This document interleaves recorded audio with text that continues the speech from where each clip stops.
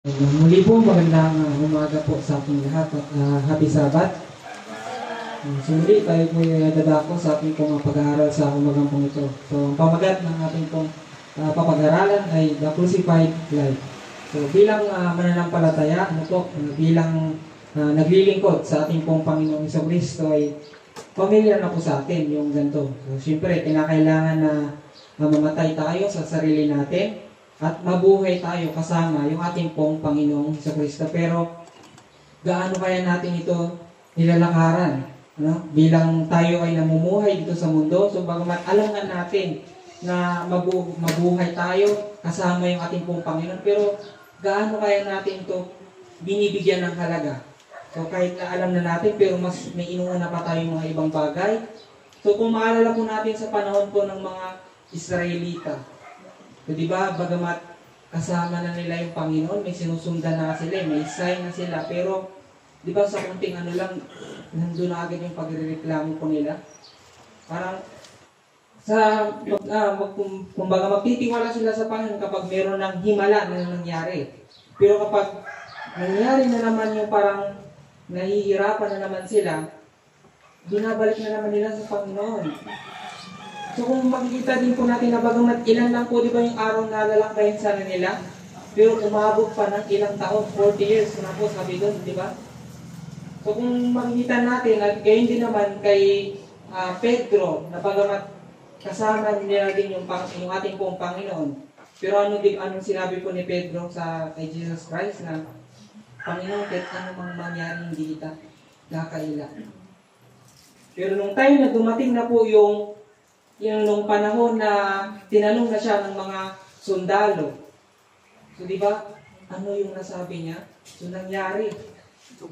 At yung nangyari, yung hindi sana na sinabi niya doon sa ating pong Panginoon sa Kristo. So, ganun din naman po sa atin na bagamat sa tingin natin na matatag na tayo sa pananampalataya natin sa ating pong Panginoon. Bagamat tama na yung mga nalalaman natin, pero gaano kaya natin, kasi yung tanong dito, gaano kaya natin pinanghahawakan yung ating pong pananampalataya sa ating pong Panginoong sa Kristo. So, gaano kaya tayo namumuhay kasama yung ating pong Panginoon sa ating pong mga buhay. So, sabi po sa James chapter 1 verse 13 to 15, let no man say when he is tempted, I am tempted of God. For God cannot be tempted with evil. So, kapag sabi nga rito, yung mga tentasyon na dumarating sa buhay po natin na huwag po natin sabihin na tinutokso tayo ng ating pong Panginoon. Kasi bakit po? Kasi yung Panginoon ay hindi naman po siya sinasabi doon na mismo nagpapadala ng mga pagsubok sa atin. Kung maalala nga po natin sa buhay ni Job, di ba? Nung kinausap siya ni Satanas, sabi niya kung gusto niya subukin si Job, so ano sabi ng Panginoon? Sige, ibibigay ko yan, pero huwag mo iladama yung buhay niya. So, hindi po yung Panginoon yung siyang nag-ano po sa atin. So, kasunod po, neither tempted he any man, but every man is tempted when he is drawn away of his own lust and enticed. So, sabi nga doon na sa ating pong mga paligid ay meron na pong tukso. Ano po? So, sa bawat pamumuhay po natin na nandiyan na po yung tukso na nakaabang sa atin. Pero sabi nga doon, paano po kaya siya magiging kasalanan? Kasunod, then when lust had conceived, it bringeth forth sin. So kapag, kumbaga hindi na po, ginawa na po natin yung isang bagay sa pamagitan ng paghila sa pita ng laman po natin. So doon na po yan nagiging kasalanan. And sin, when it is finished, bringeth forth death. So sa pamagitan po ng kasalanan ay magdadala po ito sa kamatayan. So kung maalala po natin sa panahon po ni Eva at Adan, so di ba sa creation, meron na pong tukso po doon. Pero kailan po sila nagkasala? Yung time na kinain na po nila yung prutas. So ganoon din naman po sa atin, na sa ating pong pamumuhay, nandiyan na po yung tentasyon, nandiyan na po yung pagsubok, nandiyan na po yung tukso. Pero saka lang po tayo magkakasala kung ginagawa na po natin. Sabi ko sa kasunod, my brethren, count it all joy when ye fall into diverse temptations. Kano po sabi na kinakailangan na magkaroon po tayo ng kagalakan na kapag may mga pagsubok pong dumadating po sa atin. So, hindi naman po kinakailangan na kahit na wala na kayong makain, ngingiti ka lang. So, ibig sabihin po, meron po tayong kagalakan na meron pong tentasyon na darating sa atin. Kasi bakit? Kasi dito po natin matitest kung gaano po ba yung pananampalataya natin sa Panginoon. So, hindi po basihan na napakarami na po nating alam. Hindi po basihan na bagamat palagi tayo nagsisimba, pero basihan dito kung paano po natin pinapanagumpayan yung pagsubok na dumarating po sa ating po mga buhay. Kasunod po, blessed is the man that endureth temptation, for when he is tried, he shall receive the crown of life which the Lord hath promised to them that love Him. So, baka may itong verse na po ito ay talagang pamilyar na po sa atin. Kapag tayo ay sinubok ng tukso at mapanagumpayan po natin, alam po natin na buhay na walang hanggan yung tatanggapin po natin. Pero sa ating pong pamuhay, ano po, na lahat naman po tayo, wala pong exempted po dito. Na sa pamumuhay po natin, gaano po kaya natin pinapahalagaan yung buhay na walang hanggan? Gaano po kaya natin ninanasa yung pangako ng ating pong Panginoong Kristo kung tayo po ay busy pa sa ating pong sanlibutan. Stigma. Often temptation are viewed by the Christian with shame and are often used to separate a person from God. So alam niyo po, yung kumbaga kung magkakaroon po tayo nito, so dito po darating yung parang pagka-prejudice po natin sa isang tao. Bagamat naiisipin natin na kumbaga, ganti naman, makikita natin sa mga tagapagturo, sa mga nangunguna, sa nagsasalita ng mensahe ng ating pong Panginoon, na kumbaga, pepersonalin nga natin. So, siyempre, kung ano man sinasabi niya, sabihin din natin na, ganyan ka din naman, brad. Ganyan, ginagawa mo pa rin naman yan. So, di ba po, nakakalungkot lang.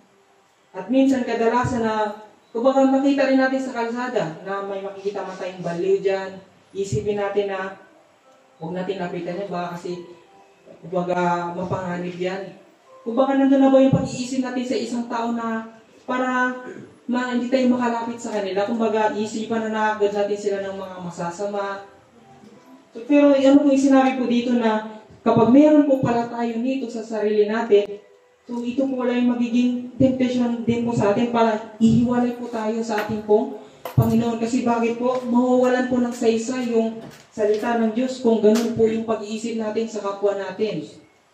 Kung ganun po natin sila pag-iisipan, so paano pa kaya natin tatanggapin yung mensahe ng ating pong Panginoon?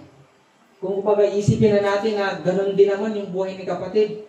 So imbis na tanggapin natin kung ano yung sinasabi ng tao yun at hindi natin personally yung buhay niya.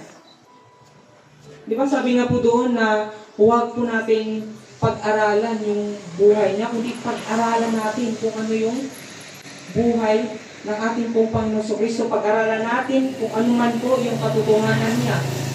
Kasi sa ating pong pag-aaral sa buhay ni kapatid, sa ating pong pag-aaral sa buhay ng mga nakakasama natin sa iglesia, di na po natin mapapansin yung buhay natin kung lumalakad pa kaya tayo sa kalooban ng ating pong Panginoon. Higin ang tingin tayo sa kamalian ng iba, pero yung sariling kamalian po kaya natin ay kamusta po kaya?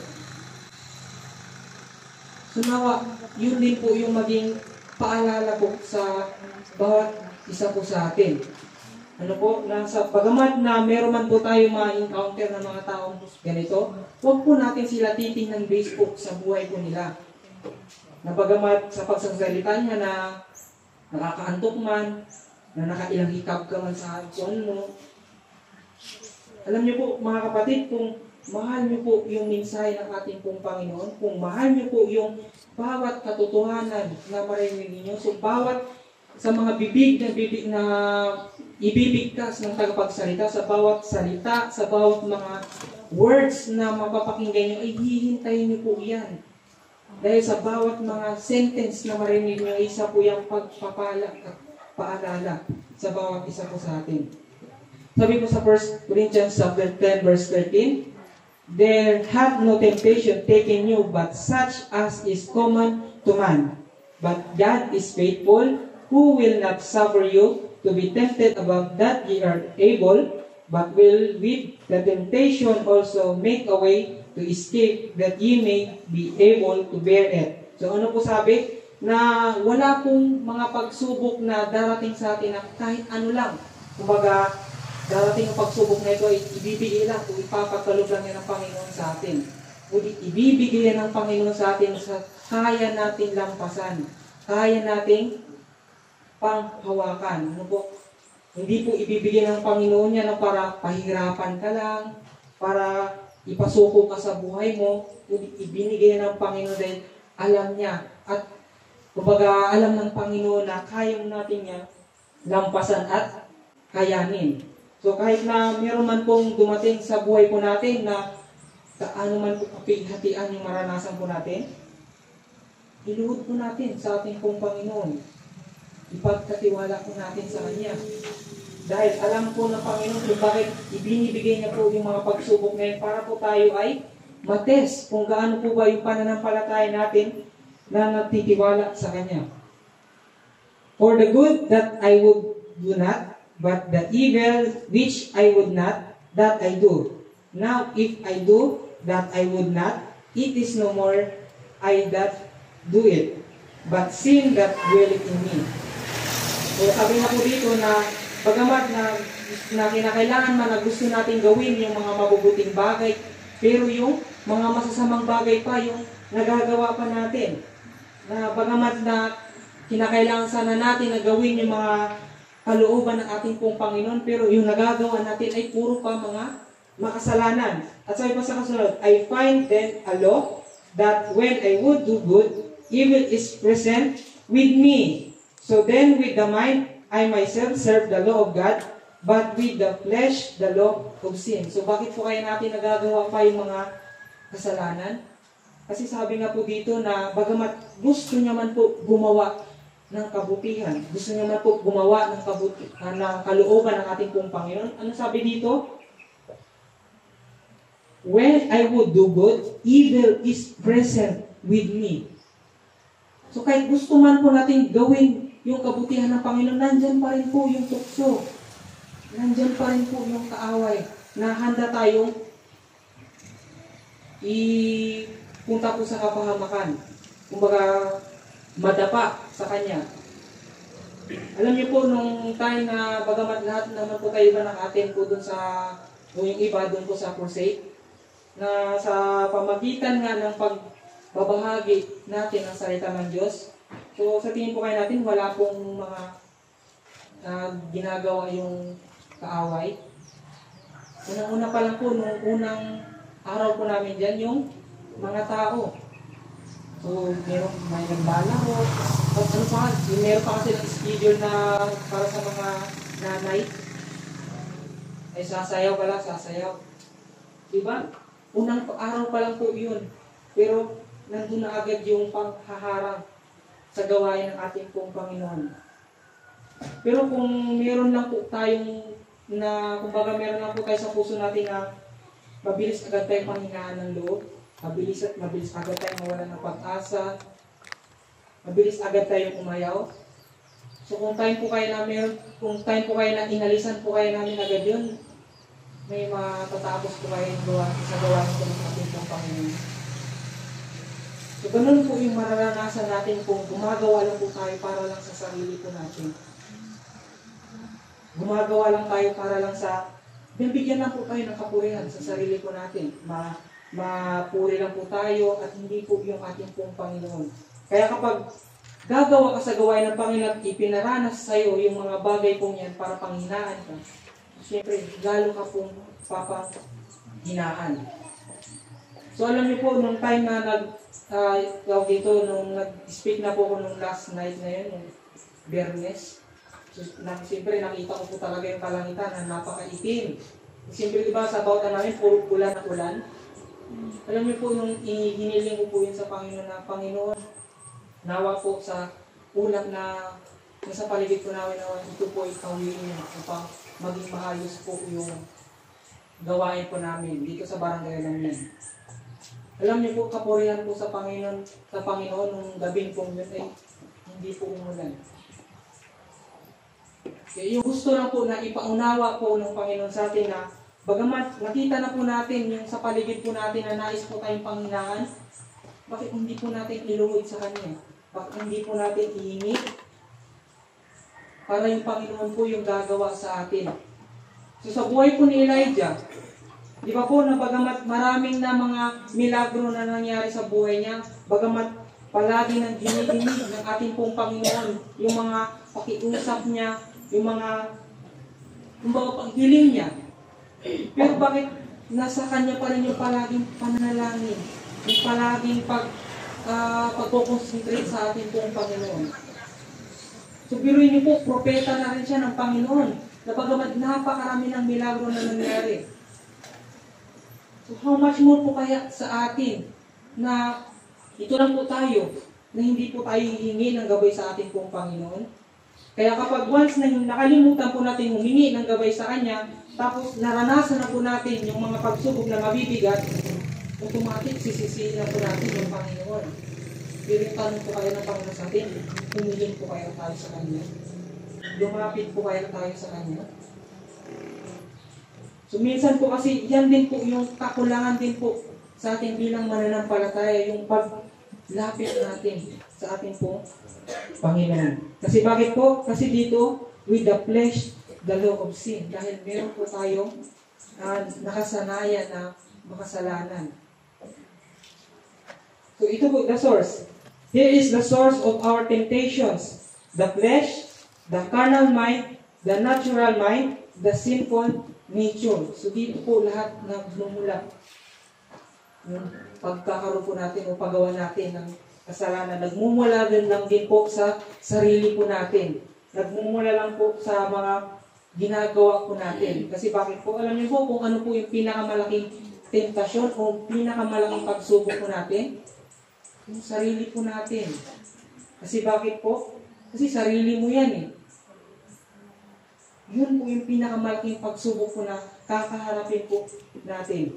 Kapag meron po tayong mga bagay na naumpisahan ng gawin na sa maliit pa lang po na bagay, tutuloy at tutuloy na po yan.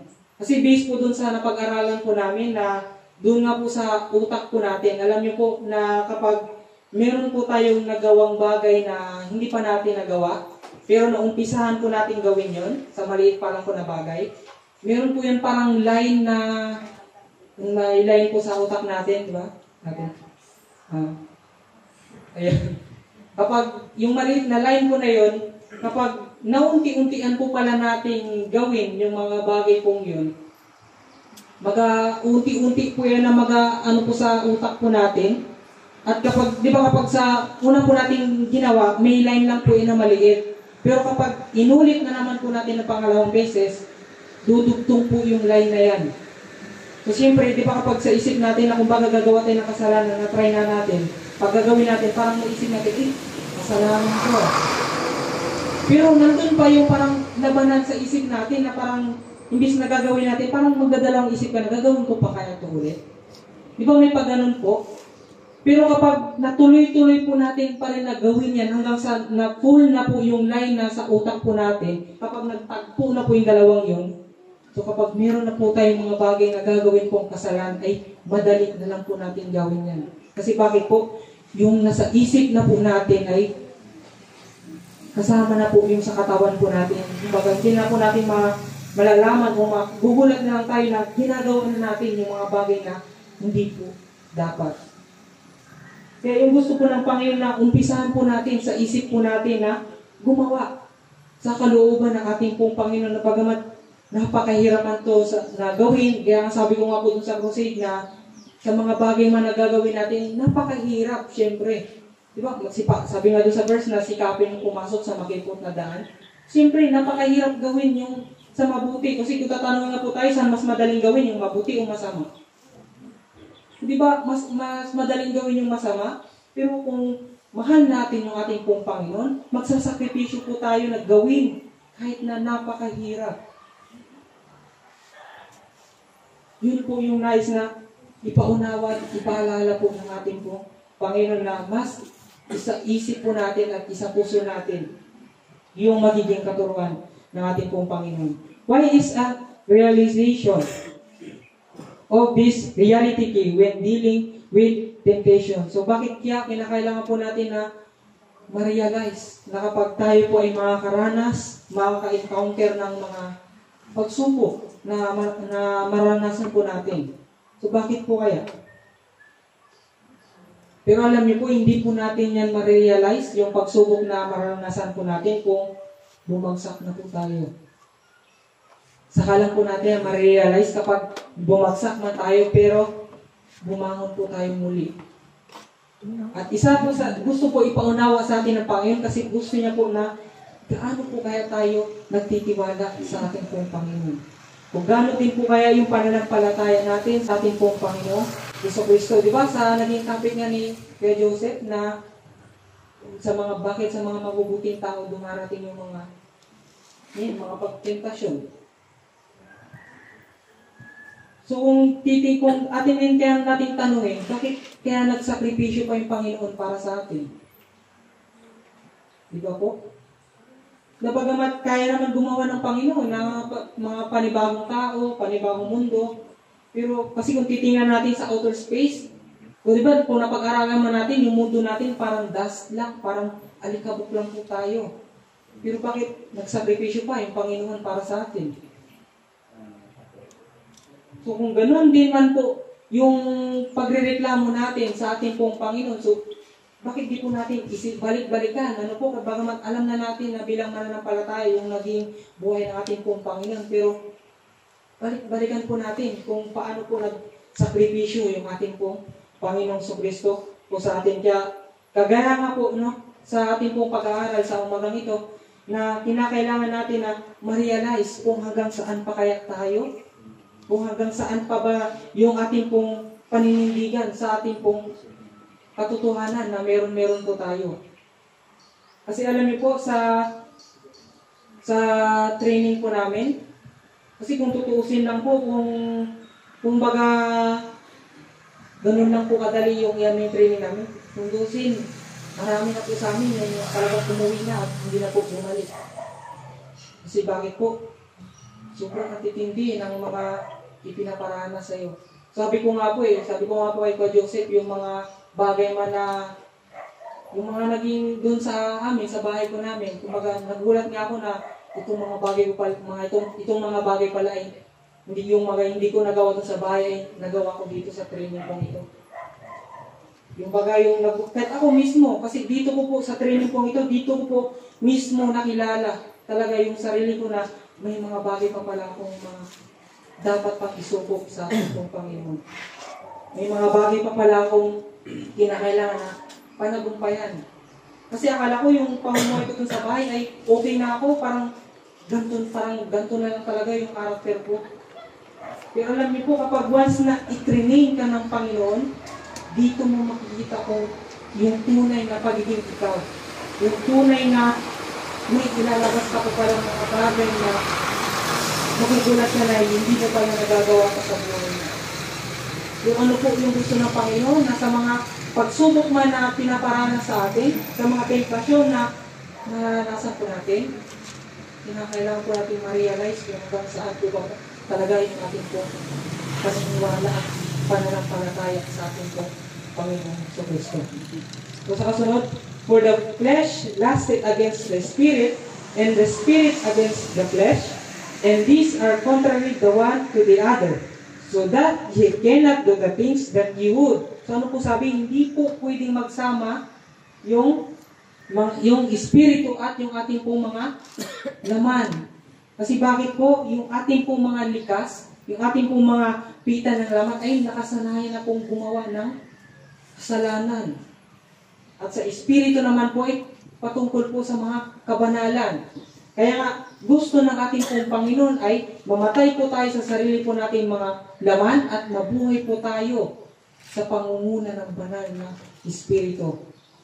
Kaya kapag once na tama lang na naglilingkod, nagbabasa tayo sa salita ng Diyos, naglilingkod tayo sa Kanya, nagsumasamba tayo, pero kung yung ating pong mga katawan, yung mga ating pong mga laman ay gumagawa pa rin ng kasalanan ng paunti-unti o kumbaga papunta pa rin doon sa kapamakan, hindi pa rin po yan sagradong sa ating pong Panginoon. So, bagamat sa ating pong bilang mga mananampalataya, na bagamat alam natin o kinakailangan natin na sundin yung kalooban ng ating pong Panginoon, bagamat familiar na po sa atin yun, so bakit, ano pa kaya yung kulang? So, ito po yung kasagutan ko sa atin. Kailangan po na crucified living po tayo. Paunti-unti po tayo nabubuhay kasama po yung ating po Panginoon. Then said Jesus unto his disciples, if any man will come after me, let him deny himself and take up his cross and follow me. So ano po sabi natin pong Panginoon sa mga disipulo? Na kapag once na sila po ay kanilang susundin, kanila pong itatanggi yung kanila pong mga sarili at kanila pong tanggapin yung cross at sundan yung ating pong Panginoon. So katanungan, saan po kaya pupunta yung ating pong Panginoon? Di ba nung type na nagkaroon ng parabos dun po sa mayaman na lalaki? Di ba sinabi ng Panginoon dun sa mga alagad na yung mga kapasok lang may mas chance pa yung kamelyo na makapasok sa butas na karayom kaysa sa mga mayaman. So, pagkatapos nun, sinabi ng Panginoon na kapag gusto po ng Panginoon na sundin ng mga disipulo, di ba gusto ng Panginoon na susundan niyo ako patungo sa pagbabagong buhay. So, kung ating pong susundin yung ating pong Panginoon, so siyempre, babaguhin po natin yung mga likas po natin. So, kasunod po na katanungan, so if we follow Him, where will this put us? So, saan po kaya tayo malalagay? So, malino po sa putong ng buhay o sa kaharian ng ating pong Panginoong Kristo na kasama natin siya na uupo sa trono.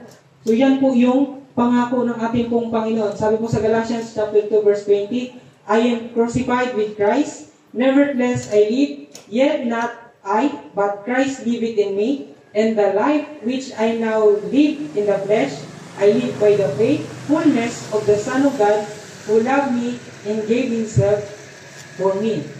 So, kung kasama po na kung gusto po natin sumunod sa ating pong Panginoon, simple lang po na kung paano po pinako yung ating pong Panginoon sa Kristo sa cross. So, ganun din naman po natin gawin yung ating pong sarili. So, hindi po literal na ipapako po natin din yung sarili natin, kundi iwanan natin yung mga bagay na hindi po kalooban ng ating pong Panginoon at mabuhay tayo kasama niya. Ano sabi ng ating pong Panginoon? If you love me, keep my commandments. So kung mahal po natin yung ating pong Panginoon sa Kristo, so malino lang po na mabuhay po tayo kasama yung ating pong Panginoon sa Kristo. What kind of death was it? So ano kayang kamatayan? So ito po ba kaya yung kinakailangan na literal din na mamatay din po tayo?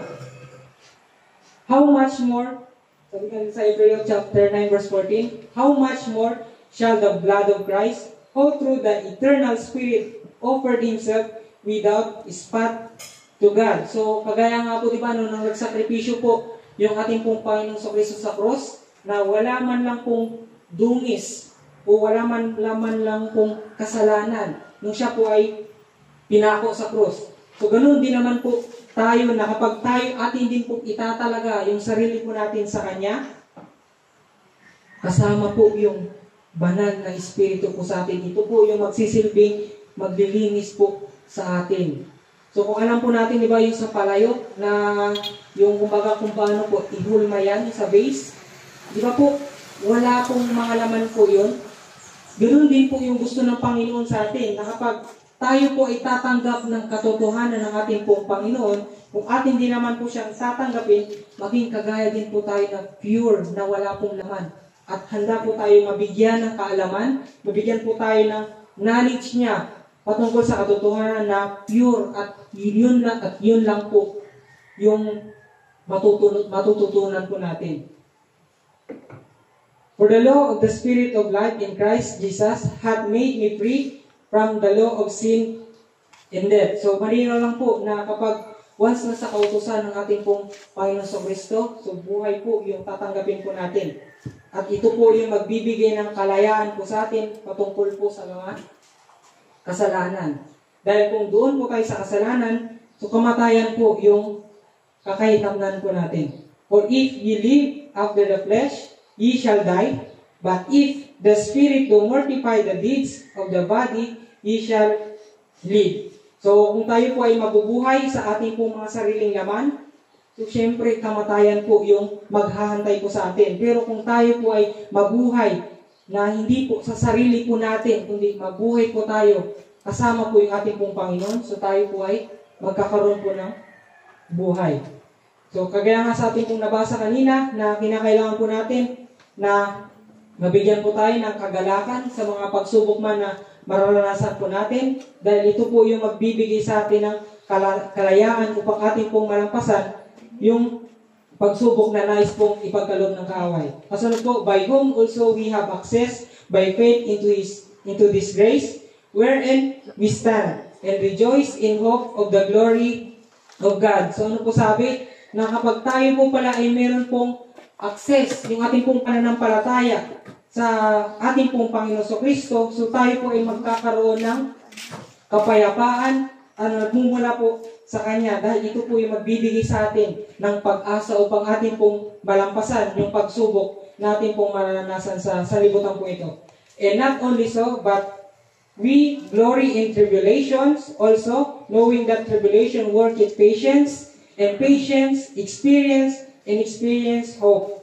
And hope maketh not ashamed, because the love of God is shed abroad in our hearts by the Holy Ghost, which is given unto us.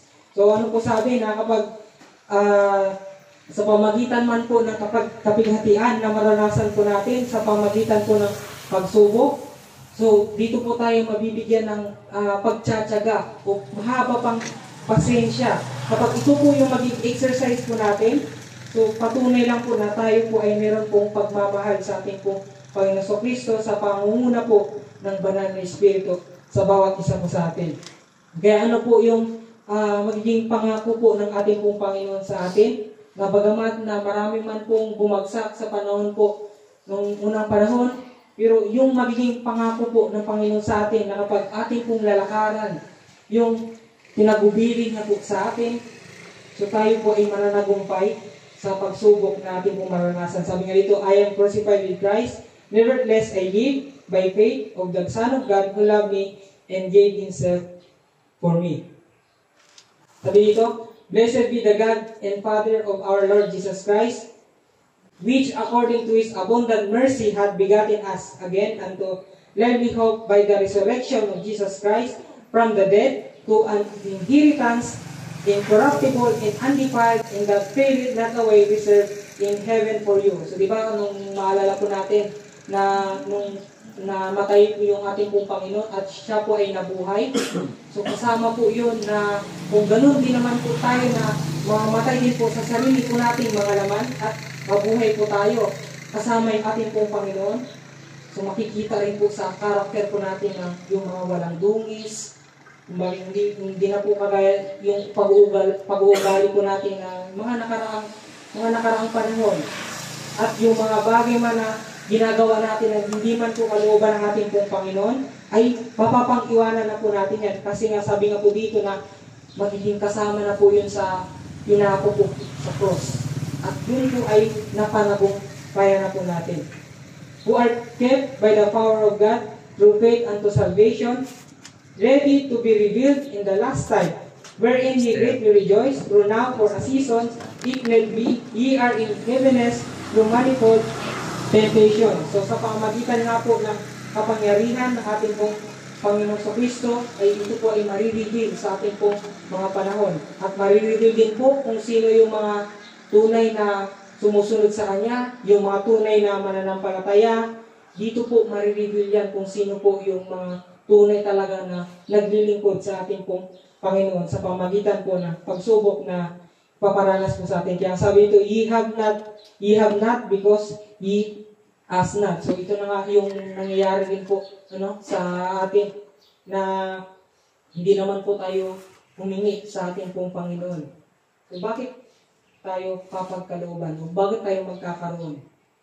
Kaya yun po yung huwag po natin kaligtaan na ihingi natin o ilapit natin sa ating pong Panginoon kung ano man po yung nais natin ibigay po sa atin. At kung yung mga bagay man na hindi man po kalooban ng ating pong Panginoon ibigay po sa atin, So huwag po natin isisi sa ating pong Panginoon sa Kristo dahil alam po o kalooban ng Panginoon kung bakit yung mga bagay pong yan ay hindi po ipinapagkaloob sa atin. Dahil meron po siyang purpose sa buhay po natin. Ask and it shall be given you. Seek and ye shall find. Knock and it shall be opened unto you. For everyone that asketh receiveth, and he that seeketh findeth, and to him that knocketh it shall be opened. So ito po yung pangako ng ating pong Panginoon sa Kristo sa atin. So ito po yung katanungan na will you ask Him to crucify you and live out His faithfulness ninyo? So ating po bang ihingi na tayo ay mabago sa ating pong mga sarili at hahayaan natin na yung faithfulness ng ating pong Panginoon sa Kristo ang siyang mamalagi sa bawat isa sa atin?